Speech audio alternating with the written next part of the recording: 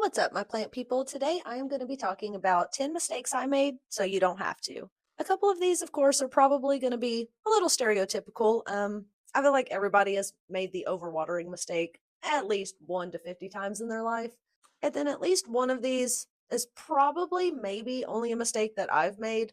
But at the same time, I've learned that no experience I've had has been a personal experience so far. So somebody else has probably also made this mistake and maybe it'll save somebody else. So let's just get right into it because I hate long intros. Let's just go ahead and get number one out of the way, overwatering. In the beginning, I was obsessed with thinking that the plant was dry every couple of days and wanting to make sure it had enough water. So I was definitely making that mistake. And I want to say the rule of thumb is like the first inch or two, waiting until the first couple of inches are dry. And so I know a lot of people that will use like a skewer stick or something like that, or there's even electrical things or electrical digital things that you can get to check the moisture within your potted plant and soil. And that helps a lot too. I've personally never had the need for one just because I switched all of my plants to Leco, which I'll get to that in a minute. Just because the top layer of soil is dry doesn't mean your plant is ready to be watered. That is something that I learned really quickly. Another reason it's really important not to overwater, especially the rule of thumb of like the first couple inches and stuff, is because that basically invites pests in, especially fungus gnats. They like to burrow within those first couple of inches. I mean, they'll go further, believe me, but that's where they love to go and lay their larvae and shit. So you don't want that. I've found that the best things are those little yellow sticky fly traps. Something about the colors of them, I think, well, let me start over. Something about the color attracts them. That's the word I was trying to say. That works really well for the adult ones that are already flying around, but then you also have to worry about the larvae within the soil if you do get them. The best thing for that is the stuff called mosquito bits. Sounds weird, but it works really well. Basically, you can I'm pretty sure you can boil it and do it faster that way, but you can also put it in, I don't know, some kind of what do they call it? I'm not a coffee drinker, so coffee filter, that's the word. You can put it in like a coffee filter and let it sit overnight and then use that to water your plants and basically it'll pretty sure it just kills the larva. Yeah. But I'm also not the expert on soil. I'm terrible with it, hence all the LECA. So but that's what I've learned of it so far. Mistake number two that I made is not quarantining my plants when I brought them home. Especially if you get a plant from somewhere like Lowe's, Home Depot, Walmart, something like that, a store like that, you definitely have to quarantine your plant. It's gonna have something, it's just inevitable. And most people will say to give your plant like a week or two to acclimate to your home and the temperature, humidity, and all that stuff within your home before repotting it. Yeah, I don't really do that. I usually do it within the same day because I don't want to even take the chance with pests. I have already had the run in with pretty much all of them, and I just don't want to take any chances. Usually, as soon as I come home with a plant, I take it outside, completely rinse out all of its soil with not a practically a pressure washer, but not exactly a pressure washer. But I use the highest setting on my water hose sprayer and I spray all of it out. And then I'll put it in a jar of water. That way it can acclimate that way and grow water roots, get used to everything. And then I'll transfer it over into Leca. And I'm pretty sure I have some of that on the list. So I'll probably touch on that a little bit more in a minute. But yeah, whenever you bring a new plant home, you always want to put it in a separate area away from your other plants. And if you're like me, I mean, I haven't lost any plants this way so far, as far as cleaning them immediately and not letting them acclimate. So if you have the time when you get your new plants home, go ahead and clean them out. Most likely they'll be fine, unless you have a begonia. I have no tips for begonias. Pretty sure something like that's on this list too. And then number three on the list is not using chunky soil. Whenever I very first got into plants, they necessarily weren't house plants. I actually tried to grow some sunflowers outside in a little pot and I shit you not, I used to think I could just go grab a random cheap bag of soil from Walmart and could grow anything in that, and that's all I really needed. No, for most plants, especially house plants like these, you have to. I was about to say you need a chunky soil. No, you have to have a chunky soil for pretty much most of your house plants. Granted, I am 99% soil free. The only ones I do have in soil now are my succulents and my Thanksgiving cactus. But even, well, those two, but even whenever I had my other plants in soil, I always used a chunky mix. And my go to was honestly the cheapest kind of soil I could find. And then I would get orchid bark and perlite and mix that together and make it as chunky. I don't really know about ratios. I didn't stick with it long enough, but I'd probably say I'd used somewhat even amounts. But yeah, you definitely want a chunky soil mix. That's about all I can say as far as tips on soil. And then number four, using pots that were too big. I, for some reason, thought the bigger the pot, the bigger the plant would grow. And maybe that's the case sometimes, but not usually. And it definitely wasn't for me. Usually, most plants, from what I've learned and at least experienced anyway, they want to be pretty confined and in a tight area. Not for too long, of course. Like if their roots are trying to bust out of that thing, then it's time to size them up a little bit. But yeah, they don't want to be in a super big jar. They or pot, whatever you want to call it, whatever you have it in. Some of them like to be a little bit root bound. I've noticed that. Whenever I go to repot it, it immediately starts to stress, and I'm like, I should have just left you in there for a few more months. This one is doing pretty good. I thought it was going to stress on me a little bit, but she's actually doing pretty well. I repotted her not too long ago because she was starting to bust out of her jar completely. I think I posted a video on that.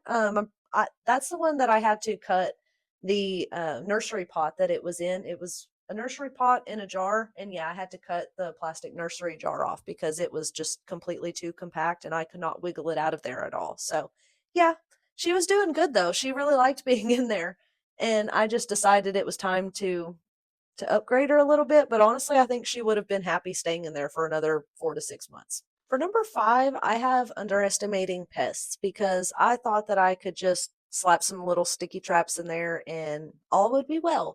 Or for my LECA example, that I could just rinse the leaves off with I had spider mites at this time. I thought I could just rinse the leaves off, sterilize the leca with maybe some peroxide or something, rinse it out, and all would be well. No, they kept coming back. They kept coming back. I had to deep clean every single thing and leaf and surface in this area. Not necessarily the room, but in this whole area right here. I took every plant to my bathroom, rinsed it down in the shower. First, I sprayed an alcohol solution on the leaves because apparently the peroxide wasn't cutting it. So I sprayed alcohol on every single leaf, on every single plant, took it in there, rinsed it off, sprayed alcohol within the leca, rinsed that all out, and then came in here and then sprayed with alcohol every single shelf, surface, everything in this room. And then after that, I think it was clean. Yeah, it was good after that. It took a minute. I think I had to rinse all the leaves off maybe one other time, but after that, we were good. Usually, alocasias were my problem child when it came to spider mites, though. That and my Chinese banyan tree. I don't know what it is about those two plants they're obsessed with.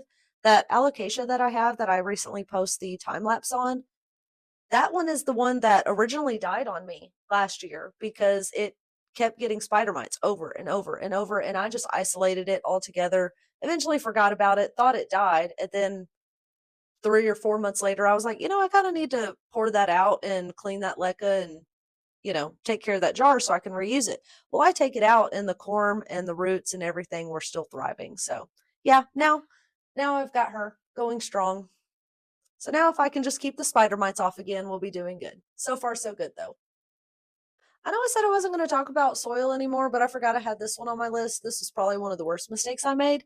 I tried to sterilize my soil at one point, and actually, I mostly did it right. I followed the instructions of what I've read, and I just did all the things wrong after that.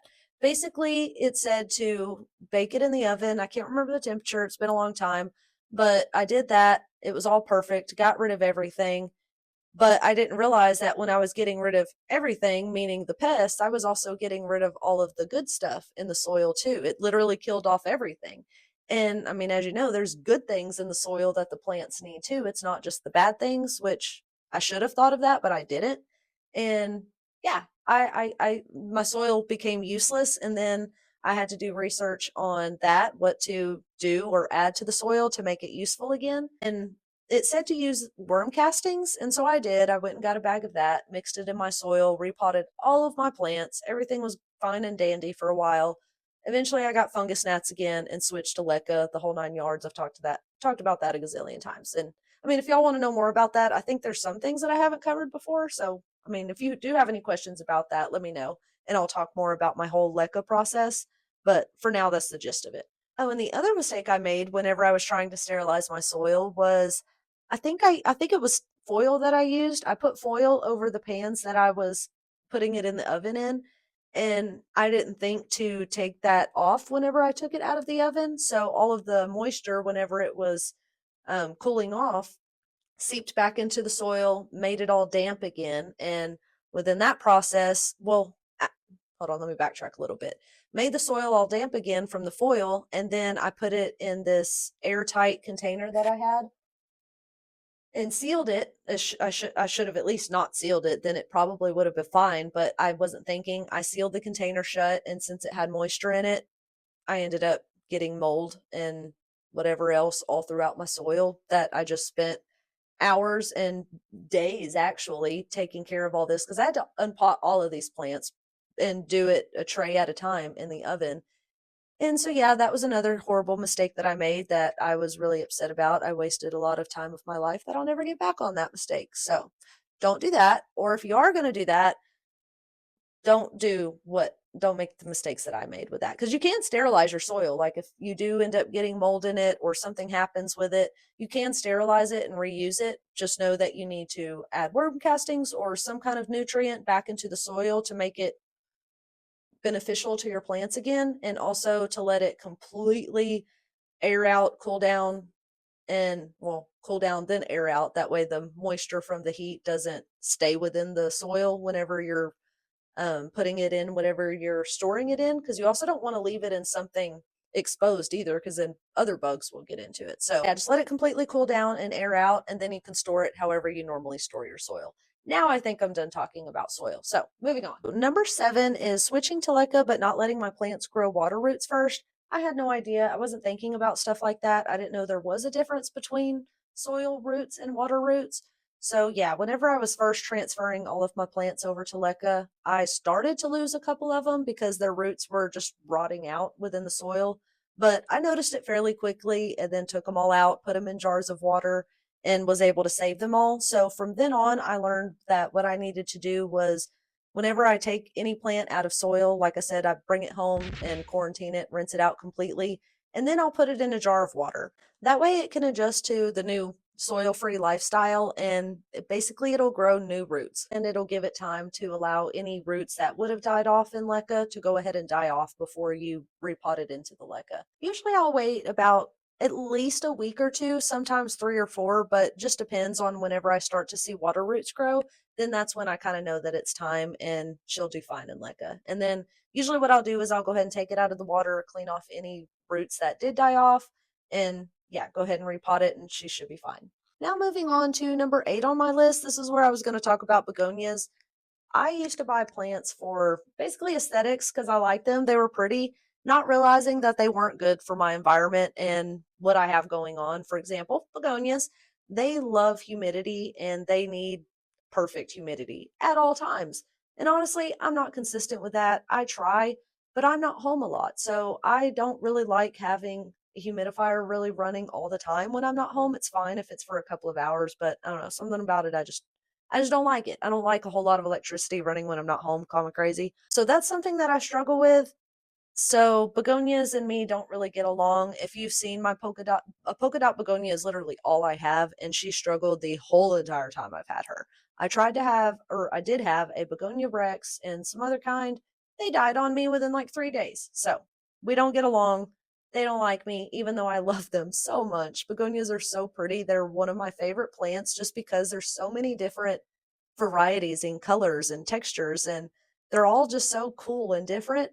But every time I get one, I end up killing it. And yeah, eventually I'll probably get like a little tiny greenhouse or humidity box, and then that's where I'll keep my begonias because I just love them that much that I would get them their own little special encasing. So yeah, they're probably going to just end up getting their own little box. That way I can have my begonias that I'm so obsessed with, and they'll have the humidity that they need and we can all be happy. And I'll probably throw my alocasia in there too. That way she doesn't get spider mites again. Good to go. I just solved a problem. I didn't even think about that. I've been all bitter all the time, always bitching about how I can't have begonias because my humidity issues. I just give me a little tiny greenhouse. They make those little like those little humidity boxes that I see on TikTok all the time. They're about yay big.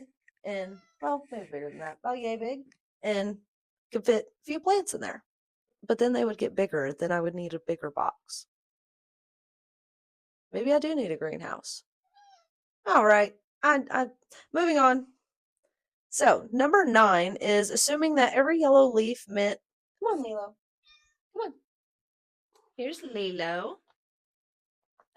Hey, don't dig your nails into me. Here's Lilo. She's usually in my little thumbnail pictures, but here's the face behind the picture. Isn't she beautiful? So number 9 is assuming every yellow leaf meant the same thing. So whenever I first started with plants, every time I saw a leaf struggling, I thought that it was time to water my plants, and that's what I needed to do. And that's probably not what you need to do. It's probably the exact opposite because it could mean any number of things. It could also be underwatering, it could be pests, it could be just stress or shock, it could be a lighting, humidity issue, all kinds of things. So don't automatically assume that it's time to water just because your plants are looking a little bit droopy or yellow or whatever the case may be, because it could be any number of things. Always check the water first, though, because yeah, that usually is the first sign. But also check other things too. Check the roots, make sure that they're not, what do you call it? That the plant isn't root bound. If it's in soil, usually you can take the nursery pot out and see if the roots underneath are starting to pop out of the bottom. Then it's probably time to upsize it a little bit. Or if you have it in a clear leca jar, then that's how I usually keep an eye on my roots. But yeah, usually that's the main things to look out for. But yeah, it doesn't necessarily always mean that it's time to water your plant. It's a pretty good sign, but not always the main sign because like I said, overwatering was number 1 on the list, and that's what I also always made a mistake with too. So learn from my mistakes, and let's see what the next one was because I already done forgot. It is panicking and doing too much. That kind of continue or Lilo. That kind of connects with the last one I was talking about because another thing I would do whenever I would see a leaf struggling is immediately think it's not getting enough light. It needs to be repotted. I need to do this. I need to do that. Instead of just leaving the plant where it is and letting it acclimate and get used to it and letting it bounce back on its own, because sometimes a plant may just be going through a phase and being dramatic. Honestly, some plants are just dramatic. Don't get back up. Lay down, please. She likes to throw her body into my stomach until she gets curled up into a ball. Lilo, can you just get comfy, please? Let me show you. Let me see if I can tilt this down. Not much, but. And now she left. Never mind. So yeah, even when I wasn't overwatering my plants, I was still doing too much. I was either moving it around everywhere, repotting it all the time, fertilizing it when I didn't need to, all kinds of stuff, just doing too much. And that's usually going to make your plant stress more than anything, really. Best thing to do with a new plant, especially if you know you're already doing everything right, it's getting enough light, water, humidity, all that kind of stuff. Just let it acclimate to its new area. You'll probably lose a couple leaves. That's okay. It's normal. It's going to happen. It sucks, but it's going to happen. But if it's a plant that you've had for a while and it's always been in that spot, and then all of a sudden it's yellowing and drooping and doing all these things and being all dramatic, probably check the roots first, especially if you already had a usual watering system with this particular plant. My first thing would be to check the roots first. It may be time to upsize it, or it may just, I don't know, maybe it has something else going on with the roots. Some kind of pest might be in there, anything like that, or even a pest on the leaves. I've had spider mites more times than I can count at this time, and they're so hard to notice at first because they're so teeny tiny.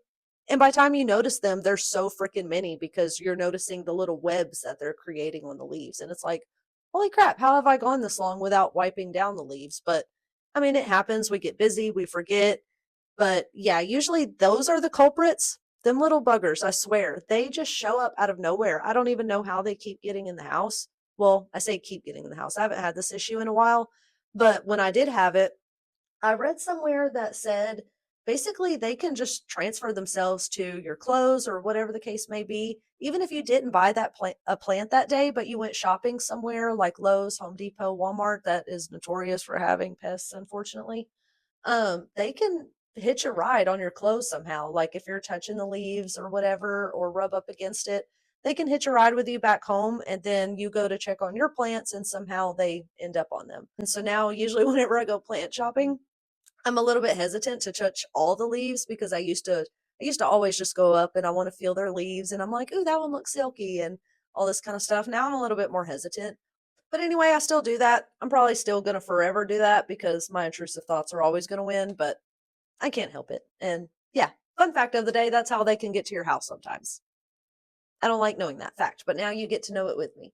Well, that was number 10. So that covers all that I have to talk about in this video anyway. I mean, I'm sure I can ramble a whole lot more about some other random stuff like I always do, but that's all I got on that list. So hopefully that helps you guys. Hopefully my mistakes were somewhat helpful and informative. If you've made some of those mistakes too, let me know in the comments so I feel better. Not the overwatering ones, of course, but like the other ones, the ones that I'm like, surely that's a personal experience, but it's probably not, but it probably is. Thank you guys for watching, and if you made it this far, I love you so much.